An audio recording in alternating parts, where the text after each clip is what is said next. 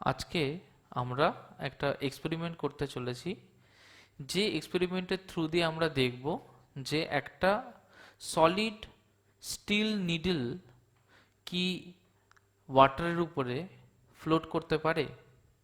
Archimedes principal বলে পারে না। দেখব কি হয়।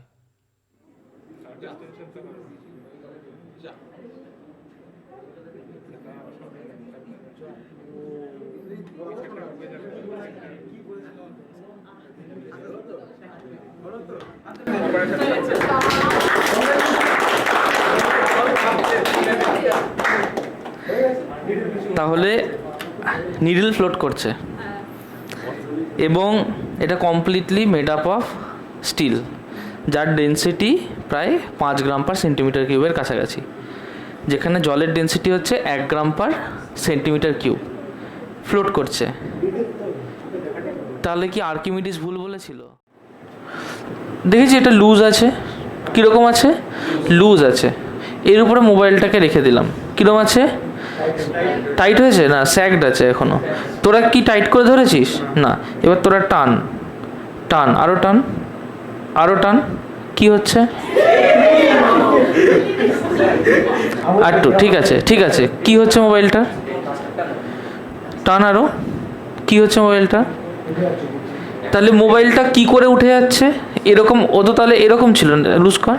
ও তো এরকম ছিল, এখান থেকেও এরকম উঠে যাচ্ছে। কি করে উঠে যাচ্ছে? টানটা কোথায় আছে?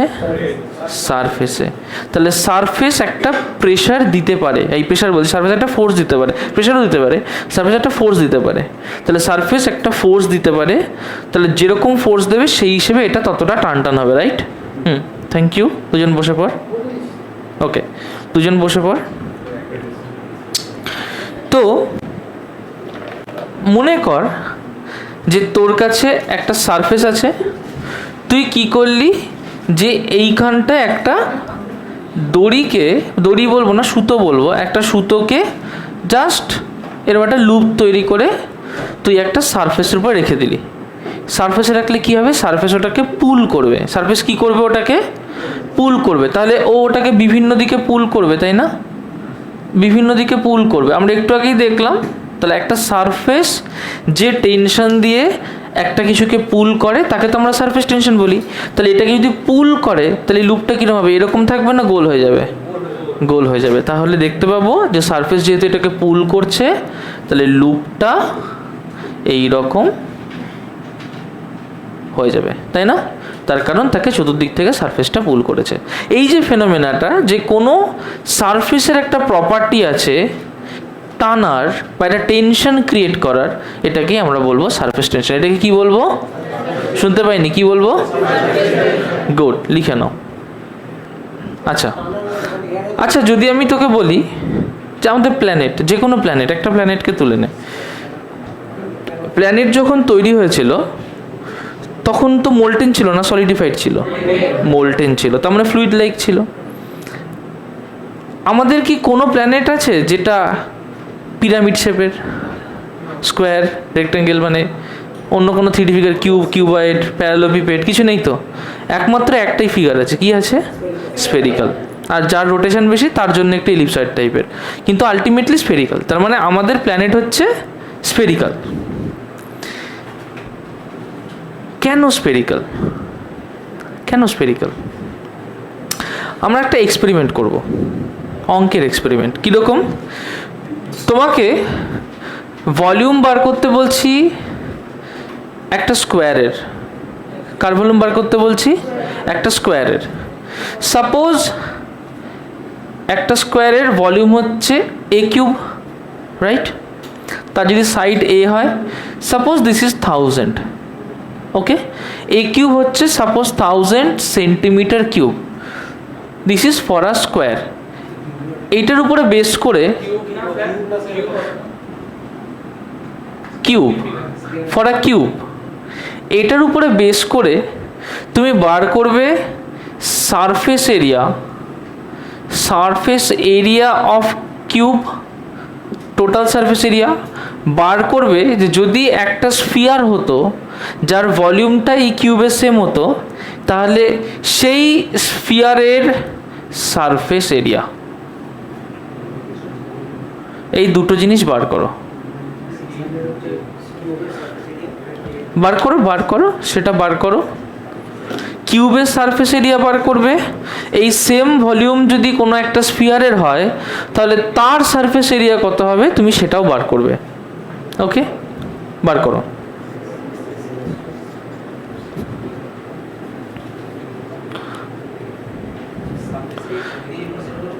Centimetre square.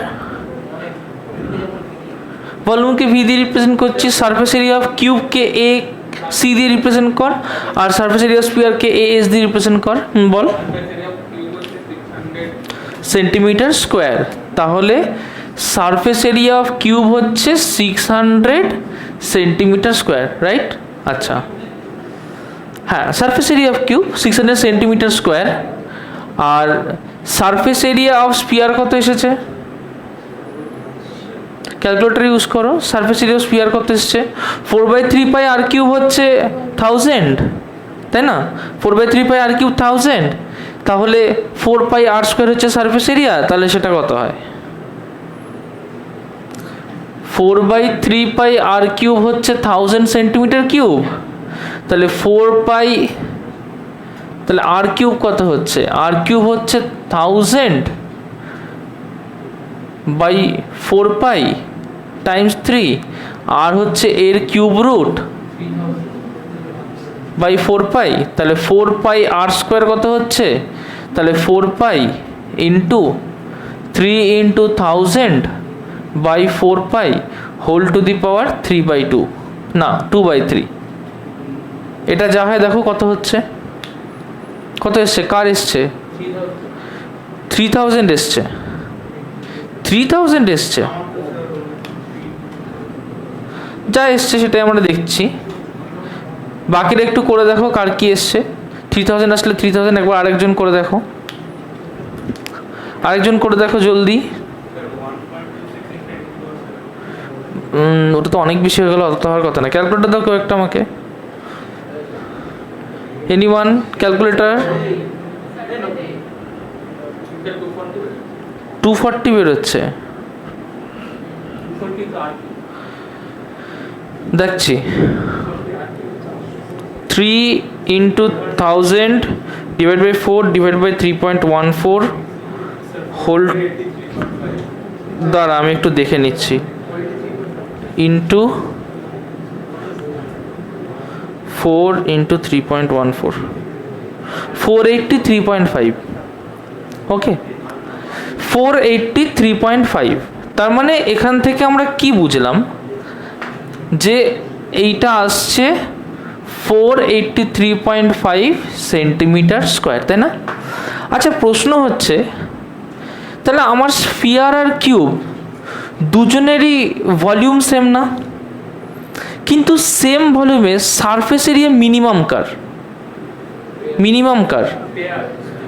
Same ভলিউমে surface area minimum কার? তাহলে টেন্ডেন্সিটা কীরকম? যে এমন একটা শেপ নেওয়া যে শেপের সারফেস এরিয়াটা মিনিমাম, তাই না? আচ্ছা, সারফেস এরিয়া মিনিমাম মানে সারফেস এনার্জিও মিনিমাম, বোঝা গেল? তাহলে আমার কোনো একটা মোল্টেন বডি বা কোনো একটা ফ্লুইড বডি তার টেন্ডেন্সিটাই এমন হবে যাতে তার সারফেস এরিয়াটা মিনিমাম হয়। Is that clear? তাহলে সোপ বাবেল যখন দেখছি তার ক্ষেত্রেও মিনিমাম হচ্ছে, এয়ার বাবেল দেখলে লিকুইডের মধ্যে তার ক্ষেত্রেও মিনিমাম হবে, বোঝা গেল? যদি ওয়াটার ড্রপ পড়ে কীরকম হবে? কি শেপ হবে ওয়াটার ড্রপের? হ্যাঁ হ্যাঁ, সেটা অন্য কারণে হয়, কিন্তু ওকে যদি এমনি ফ্রিলি সাসপেন্ড করা যায়, কোনো স্পেসে গিয়ে একটা ওয়াটার বাবেলকে ফ্রিলি সাসপেন্ড করলে স্পেরিক্যাল হবে।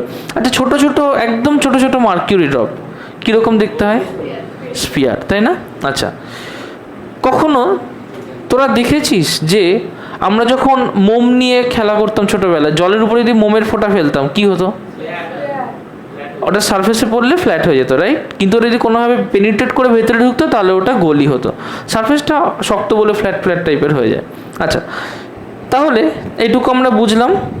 ওকে, আচ্ছা, কখনো দেখেছিস যে যখন ছেলেরা বিশেষ করে সেলুনে যাস, মুখের মধ্যে স্প্রেটা দেয়, ঠান্ডা ঠান্ডা লাগে না? কেন?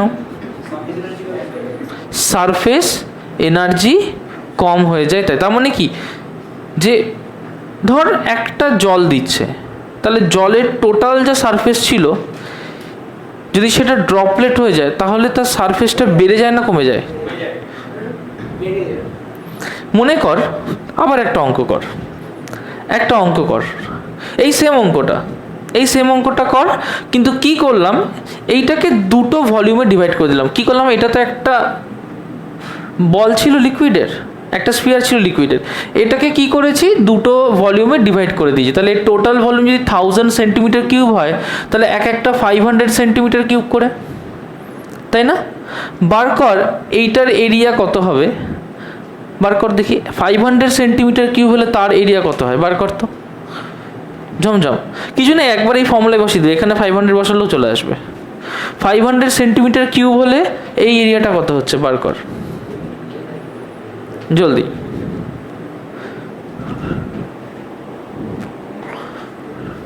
$500 সেন্টিমিটার কিউব হলে এই এরিয়াটা কত হচ্ছে?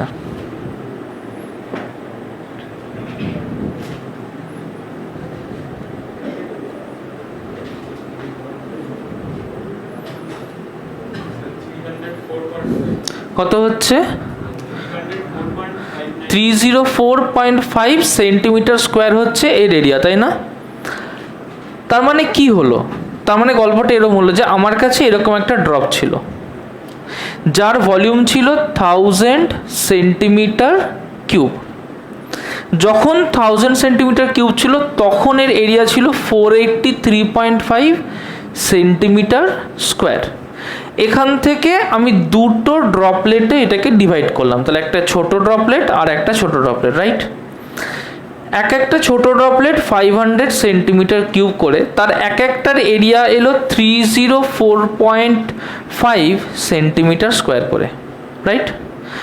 তার মানে এইটাও 500 সেন্টিমিটার কিউব, এর এরিয়াও এলো 304.5 সেন্টিমিটার স্কোয়ার।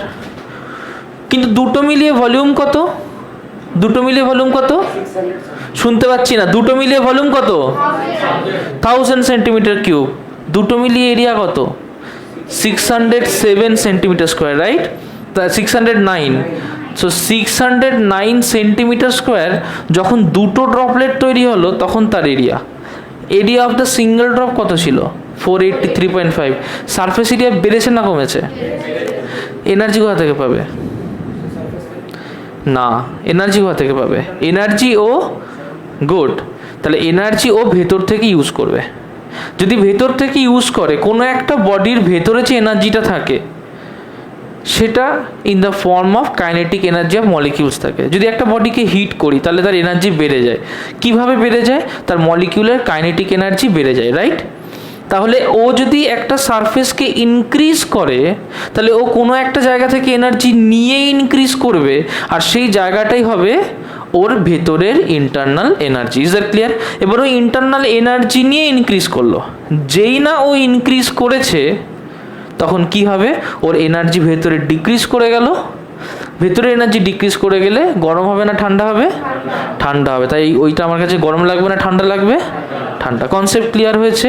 এই জন্য স্প্রে করলে আমাদের ঠান্ডা লাগে। তার মানে তুমি যখন সারফেসকে বাড়াচ্ছ, সারফেসকে যখন ইনক্রিজ করাচ্ছ, তখন তুমি এনার্জি ইউজ করছো। তুমি যখন সারফেসকে এক জায়গায় জড়ো করছো তখন তুমি সেই এনার্জিটাকে আবার রিগেইন করছো ইন্টারনাল এনার্জি ফর্মে। Is that clear? আচ্ছা, আসি আমাদের আজকের যে এক্সপেরিমেন্টটা করলাম তার এক্সপ্লেনেশনটায়। দেখ, আমরা একটা নিডলকে কি করেছিলাম, জলের মধ্যে বসিয়ে দিয়েছিলাম এবং তাতে আমরা দেখতে পেলাম যে the needle is floating on water, যেটা আমাদের আর্কিমিডিসের কথার সাথে মিলছিল না। যে সে তো বলেছিল যে এরকম তো হওয়া সম্ভব না। ঠিকই বলেছিল আর্কিমিডিস, ওইটা হওয়া সম্ভব ছিল না যদি কোনো সারফেস না হতো। কিন্তু আনফর্চুনেটলি আমাদের একটা সারফেস আছে। কখনো আমরা দুধের স্বর দেখেছি?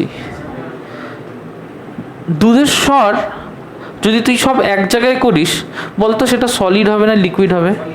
সলিড হবে। দুধের শটটাকে হাঁটিয়ে দে। এমনি নদীর জলে যা, পুকুরের জলে যা, কখনো পুকুরের জলে চড় মেরে দেখেছিস? লাগে, কিন্তু ঘুষি মারলে কেন?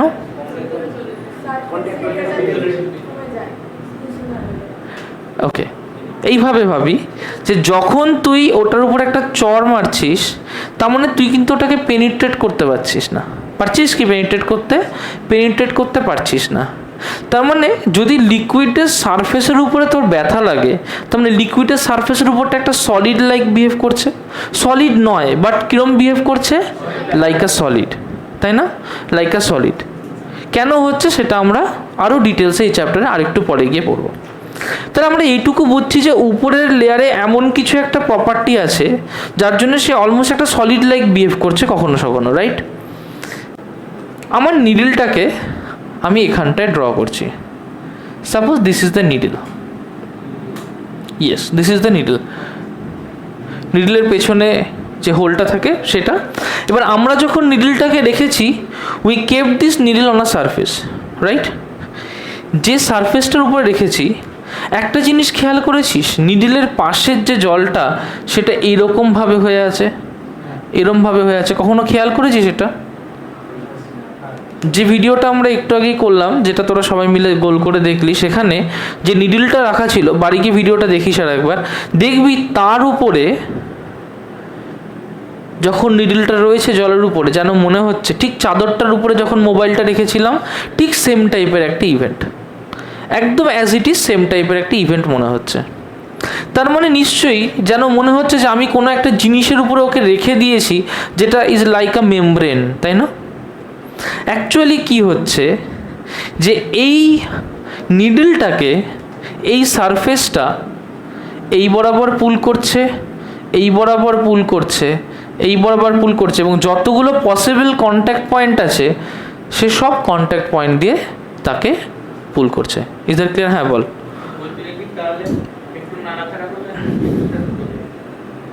কারণ সারফেসটা পেনিট্রেটেড হয়ে যায়। ধর যেই নাড়াচাড়া করতে শুরু করলি, তাহলে এত বড় সারফেসটার উপরে যে ফোর্সটা কাজ করছে সেটা তো একটা পয়েন্টের উপরে কাজ করলে তার ইকুইভ্যালেন্ট হতে পারবে না।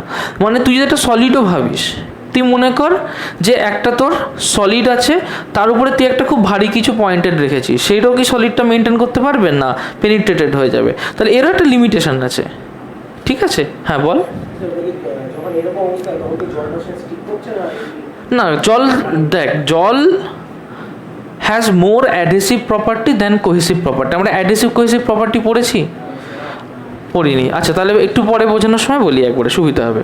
তাহলে আপাতত যেটা বুঝতে পারলাম সেটা কি, যে একটা পুল কাজ করবে, রাইট? যে পুলটার জন্য ও এর উপরে ভেসে থাকবে।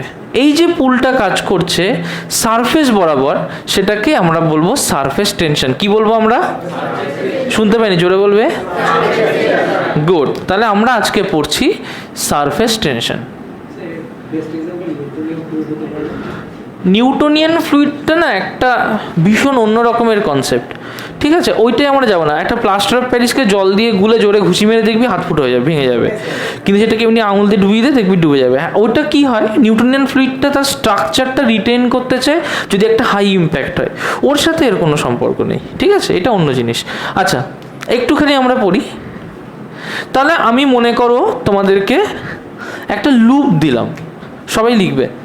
মনে করো তোমাদেরকে একটা লুপ দিয়েছি, আজকে যাওয়ার আগে আমার খাতা দেখেই যাবে প্রত্যেকে। এটা ইমাজিন করো একটা লুপ। এই লুপটার মধ্যে আমি একটা মুভ করতে পারে এমন একটা মেটেরিয়ালকে রেখেছি। This material can move on the loop, okay? আমি কি করলাম, এখানটায় কিছুটা অ্যামাউন্টের সোপ দিয়ে দিয়েছি, ওকে, যাতে ওখানে একটা সোপ ফিল্ম তৈরি হয়। আমি কি করলাম, এই লুপকে এই বরাবর কিছুটা টেনে আনলাম। কি করলাম, লুপটাকে ধরলাম, এই বরাবর কিছুটা টেনে আনলাম। তাহলে যখন ওকে এই বরাবর টেনে আনলাম, ওকে একটা নতুন পজিশনে টেনে এনেছি। যেই টেনে আনবো, তাহলে সোপ ফিল্মটা কি হবে? সোপ ফিল্মটা কি এইটুকু থাকবে, না এত দূর অবধি এক্সটেন্ডেড হয়ে যাবে? এক্সটেন্ডেড হয়ে যাবে। তার মানে সোপ ফিল্মটা এখান থেকে এত দূর অবধি এক্সটেন্ডেড হয়ে গেল। আচ্ছা আমাকে কেউ বলতে পারবি কমন সেন্স থেকে, যদি আমি ওকে এই জায়গায় অবধি টেনে ছেড়ে দিই কি হবে? পেছন দিকে চলে আসবে। কি করে আসবে? গুড। তার মানে নিশ্চয়ই এর এই দিকে একটা টেনশন কাজ করবে, যে টেনশনটার জন্য ও পেছন দিকে চলে আসবে, রাইট? তার মানে এই যে টেনশনটা কাজ করবে তাকে যদি টি বলি, T is the force per unit length. তার মানে এর যদি কোনো একটা লেন্থ হয় এল, এই লেন্থের উপরে যে ফোর্সটা কাজ করছে দ্যাট ইজ টেনশন। এই টেনশনটা যেহেতু সারফেসের সাথে রিলেটেড, এটাকে বলবো আমরা সারফেস টেনশন। আমরা সকলের ডাইমেনশন খুব ইজিলি বার করে ফেলতে পারবো। M L T to the power -2 by L, that will be M T to the power -2। This is the dimension of surface tension. Or যদি ইউনিট বলি that will be newton, this will be metre, so newton per metre. Okay, হ্যাঁ লিখতে পারি, বিভিন্ন রকম জটিলভাবে লিখতে পারি, কিন্তু আমরা এইভাবে লিখবো, ঠিক আছে? আচ্ছা, এটুকু পরিষ্কার হয়েছে আমাদের কাছে? ওকে, হ্যাঁ সপ্তর্ষি কোশ্চেন ছিল, বল। সোপ না সোপ সলিউশন? সোপ বলতে সোপ কেন বলছি? সোপ মানে তার বাটকারা সাবান রাখবো না, লিকুইড সোপও তো হতে পারে। মানে আমরা এখন তো লিকুইড সোপ ইউজ করি না অনেকে, তো সোপ বলতে বুঝে নিতে হবে যে আমরা এমন একটা সোপকে বলছি যেটার ফিল্ম হতে পারে। নিশ্চয়ই সলিড সোপের ফিল্ম হবে না, তাই না? হ্যাঁ হ্যাঁ, ওয়াটার কেন নিলাম না? হ্যাঁ, তার কারণ হচ্ছে সোপ ফিল্মের সারফেস টেনশন বেশি। আমার কাছে আসতে পারিস, আমি ভীষণ ভালোবাসি তোকে, আয়। আসবি না? তাহলে গল্প করিস না। তাহলে সোপ ফিল্মের সারফেস টেনশন বেশি, কিন্তু শুধু ওয়াটারের সারফেস টেনশন অতটাও বেশি না।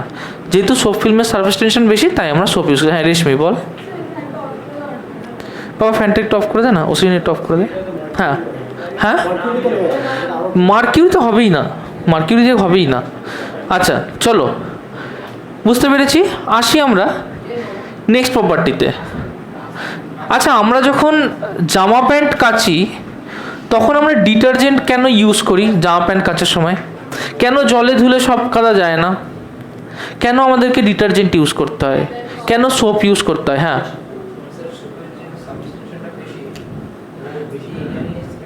ব্যাপারটা ঠিক হচ্ছে না। আর কেউ? হ্যাঁ, না হচ্ছে না। আর কেউ? আর কেউ? দেখ, হ্যাঁ হ্যাঁ বল। না হচ্ছে না। আর কেউ? আর কেউ? হ্যাঁ, এটা একটা কারণ, কিন্তু সেটা ওভাবে এই সাথে রিলেটেড হচ্ছে না। দেখ, সোপের একটা প্রপার্টি আমাদেরকে জানতে হবে। তোরা পড়েছিস, আমার দৃঢ় বিশ্বাস তোরা অনেকেই জানিস, এটা শুধু মনে পড়ছে না এখন। আমাকে একটা কথা বল, ধর আমার গায়ে কাদা লাগলো, নোংরা লাগলো, ডার্ট হলো, সব ডার্ট কি ওয়াটার সলিউবেল? সব ডার্ট ওয়াটার সলিউবেল নয়, রাইট? তার মানে বাকি ডার্টগুলো কি সলিউবেল? ফ্যাট সলিউবেল, তাই না? তেলে যেমন ধর আমরা অনেক সময় ড্রাই ওয়াশ করি। ড্রাই ওয়াশ করা মানে কি করি? আমরা পেট্রোলিয়াম দিয়ে ওয়াশ করি, রাইট? পেট্রোলিয়াম দিয়ে ওয়াশ করলে জিনিসপত্র পরিষ্কার হয়ে যায়। তার মানে ড্রাই ওয়াশ করা মানে পেট্রোলিয়াম দিয়ে ওয়াশ করা। তার মানে কি করা? যে মলিকিউলগুলো ফ্যাট সলিউবেল সেগুলোকে সলিউবেল করে পেট্রোলিয়াম দিয়ে ধুয়ে বার করে দেওয়া, রাইট? হ্যাঁ বল। হ্যাঁ, সব ডার্ট তো না, ডার্ট মানে কি শুধু ধুলো? ডার্ট বলেছি, ডাস্ট বলিনি, বুঝতে পেরেছিস? আচ্ছা আসছি এবার। আমার যে সোপ পার্টিকেল রয়েছে, সেই প্রত্যেকটা সোপ পার্টিকেলের দুটো এন্ড থাকে। একটাকে বলে হচ্ছে লাইপোফিলিক এন্ড, লাইপোফিলিক এন্ড, একটাকে বলে হচ্ছে লাইপোফোবিক এন্ড। যেটা লাইপোফোবিক সেটা হাইড্রোফিলিক। তাহলে এইভাবে বলে দিতে পারো, যেটা লাইপোফোবিক সেটা হাইড্রোফিলিক, তাহলে এটা হাইড্রোফোবিক। বোঝা গেল? কারণ যেটাকে তেল অ্যাকসেপ্ট করে না সেটাকে জল অ্যাকসেপ্ট করে, সোজা হিসেব। এবার কি হয়, ধর তোর এখানে কোনো একটা নোংরা জমে আছে, ওকে, সোপ মলিকিউল। ধর তোর এখানে একটা নোংরা জমে আছে, কি করবে, লাইপোফিলিক এন্ডগুলো এই নোংরার কাছে এসে অ্যাটাচড হয়ে যাবে।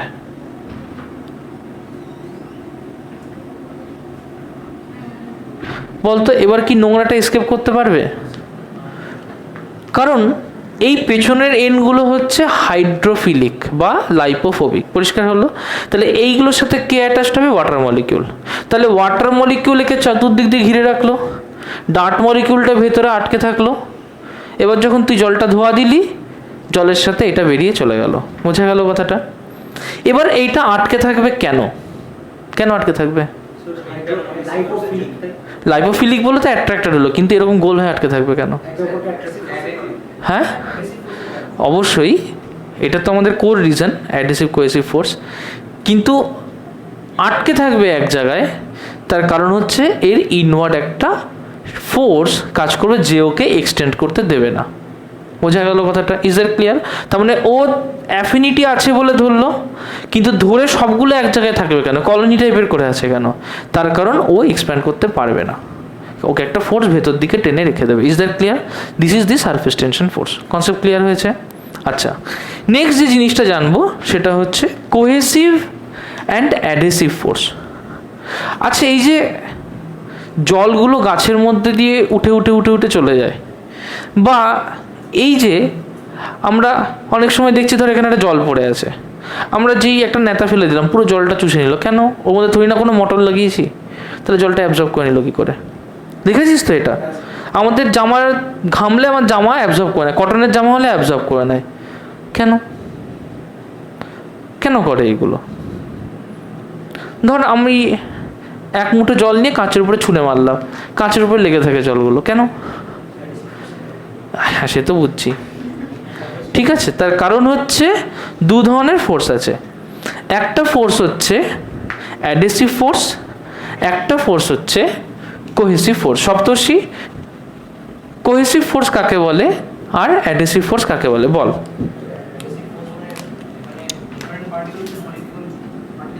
ওকে, গুড। তার মানে দু ধরনের ফোর্স হয়, একটা হচ্ছে অ্যাডহেসিভ ফোর্স, একটা অ্যাডহেসিভ ফোর্স, আর একটা হচ্ছে কোহেসিভ ফোর্স, রাইট?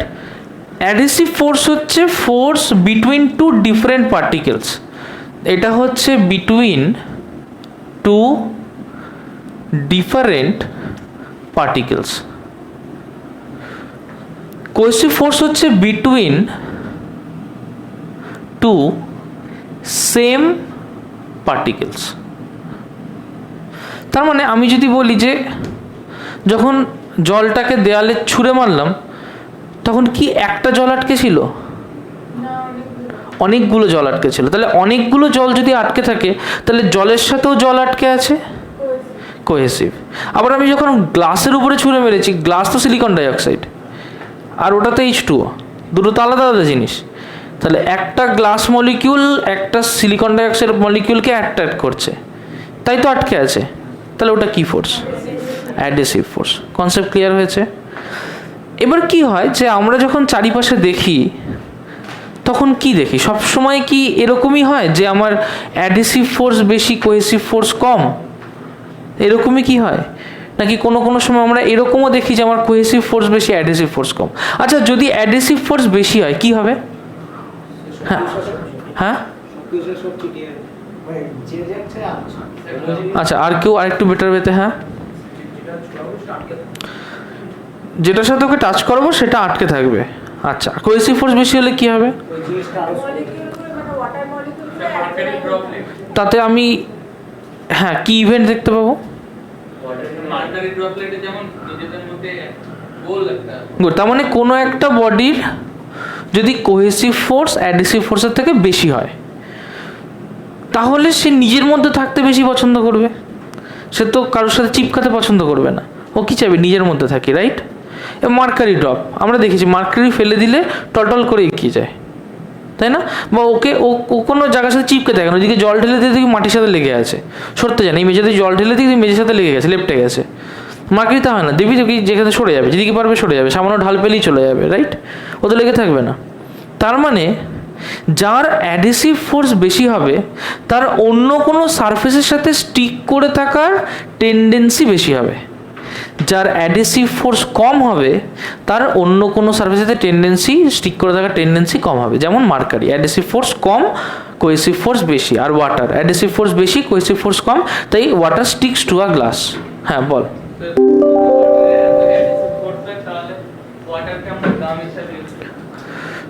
কারণ ওর অ্যাডহেসিভ প্রপার্টি এতটাও বেশি নয়। দেখ একটা মজার জিনিস বলি, তুই দুটো স্লাইড কেনে বা দুটো প্লাস্টিক কেনে, ঠিক আছে? কথাটা বুঝবি আমি কি বলছি। দুটো, যেরকম আমরা কভার পেজের যে প্লাস্টিকগুলো হয়, দুটো প্লাস্টিক কেনে, তার মাঝখানে জল দিয়ে চিপকে দিয়ে এইভাবে টেনে বার করতে, দেখতে পারিস কিনা? এরমভাবেই বার করতে হবে। পেজ দুটো মাথা থেকে নিয়ে খুলে বার করতে হবে। এইভাবে খুলে বার করার চেষ্টা কর, ক্ষমতায় খোলাবে না। দুটো কাঁচকে হালকা জল দিয়ে একসাথে লাগিয়ে দে, কাঁচটাকে খোল দেখি, যান কয়লা হয়ে যাবে। হ্যাঁ, না অ্যাটমসফিয়ারিক প্রেশারের গল্প নেই ওখানে, ওটাখানে গল্প হচ্ছে কোহেসিভ ফোর্সের। বুঝতে পেরেছিস? যে ওয়াটার, তুই ওখানে দুটোকে আলাদা করতে চাইছিস মানে কি করছিস, তুই দুটো ওয়াটারকে একটার সাথে আরেকটাকে আলাদা করে দিতে চাইছিস। এবং ওরা এত ওয়াটার পরপর লেগে আছে, দুটো ওয়াটারকে এরকমভাবে আলাদা করা ইজ নট পসিবল। বুঝতে পেরেছিস কথাটা? ওকে, আচ্ছা চল আমরা একটু সারফেস টেনশনের প্রিন্সিপালটাকে একটু দেখি। Principal of surface tension. মনে কর তোর কাছে একটা কন্টেইনার আছে,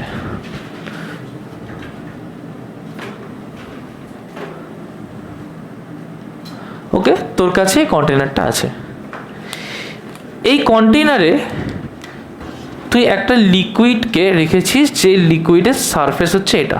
আমি ইমাজিন করছি যে একদম ইনিশিয়াল স্টেট, এমন একটা স্টেট যখন সব মলিকিউলের মধ্যে ডিস্টেন্সগুলো একই দূরে ছিল। ওকে, কয়েকটা মলিকিউলের কথা একটু ভাবি। এখানে একটা মলিকিউল ইমাজিন করি, মলিকিউল এ। এখানে একটা মলিকিউল ইমাজিন করি, মলিকিউল বি। এইখানে একটা মলিকিউল ইমাজিন করি, মলিকিউল সি। তিনটে মলিকিউলকে ইমাজিন করি। আমাকে বল, মলিকিউল বিকে ওর চারিপাশে সব মলিকিউল অ্যাট্রাক্ট করবে তো? তার মানে মলিকিউল বিকে এই মলিকিউলটা অ্যাট্রাক্ট করবে, এই মলিকিউলটা অ্যাট্রাক্ট করবে, এই মলিকিউলটা অ্যাট্রাক্ট করবে। তাহলে প্রত্যেকটা মলিকিউল যে ওর চারপাশে আছে সে ওকে অ্যাট্রাক্ট করবে। একইভাবে সিকে কে কে অ্যাট্রাক্ট করবে বলতে পারবি?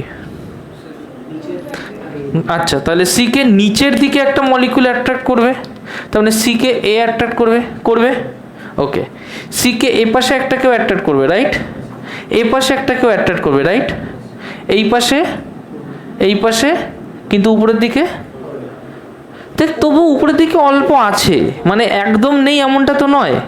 উপরের দিকে আছে কিন্তু অল্প আছে। ম্যাম নিচে উপরের দিকে অল্প আছে। আচ্ছা চলে আসি এ মলিকিউলটার ক্ষেত্রে। এ মলিকিউলটাকে নিচের দিকে অ্যাট্রাক্ট করবে তো? করবে।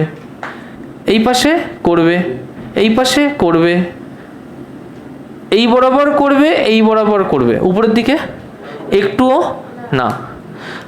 তাহলে একটু জিনিসকে লক্ষ্য করি, তাহলে এ সব দিকে অ্যাট্রাক্টেড হচ্ছে, তার মানে এর পাশের যে মলিকিউল সেও সব দিকে অ্যাট্রাক্টেড হচ্ছে, এই পাশের যে মলিকিউল সেও সব দিকে অ্যাট্রাক্টেড হচ্ছে। তার মানে এদের মধ্যে নেট ফোর্স কি কোনো একটা দিকে স্পেশালি কাজ করছে? কোথায়? এ তো সব দিকে অ্যাট্রাক্টেড হচ্ছে, এও তো সব দিকে অ্যাট্রাক্টেড, এও তো সব দিকে অ্যাট্রাক্টেড। তাহলে এখানে কি নেট ফোর্স কোনো দিকে কাজ করছে? না। চলে আসি এইটার ক্ষেত্রে। এইটার ক্ষেত্রে কি আমরা কোনো একটা নেট ডাইরেকশন পাচ্ছি ফোর্সের? কোন দিকে? নিচের দিকে। উপর দিকে আছে না, তার মানে একে যেন নিচের দিকে কেউ বেশি টানছে। এর ক্ষেত্রে তো হচ্ছে না, একে তো সব দিক দিয়ে টানছে। এর ক্ষেত্রে কি হচ্ছে যেন নিচের দিকে একটু বেশি টানছে, এর ক্ষেত্রে নিচের দিকে। তাও একটু উপরের দিকে আছে বাট অল্প, এর নিচের দিকে বেশি।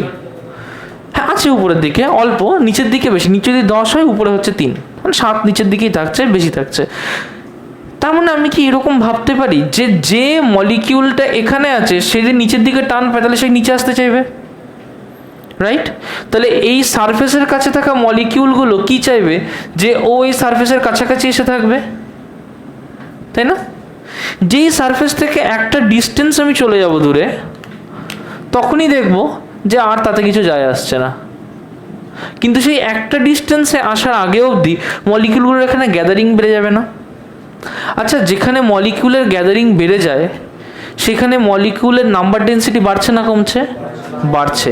নাম্বার ডেন্সিটি বাড়লে সলিড টাইপের হয়ে যাচ্ছে না? As if it is behaving with like a more dense liquid, হঠাৎ করে এরকম একটা বিহেভ হয়ে যাচ্ছে না? তার মানে কি নিচে যেটা ওয়াটার লাইক বিহেভ, উপরে সেটা মেমব্রেন লাইক বিহেভ হয়ে যাচ্ছে না? এই যে পুলটা কাজ করছে চতুর্দিকে on the surface of a liquid, this gives the origin of surface tension. Molecular theory বোঝা গেল? সো লিখে নাও, দিস ইজ, ছবিটা এখানে নেবে প্রত্যেকে। This is the molecular theory of surface tension. Okay, প্রত্যেকে লিখে নাও।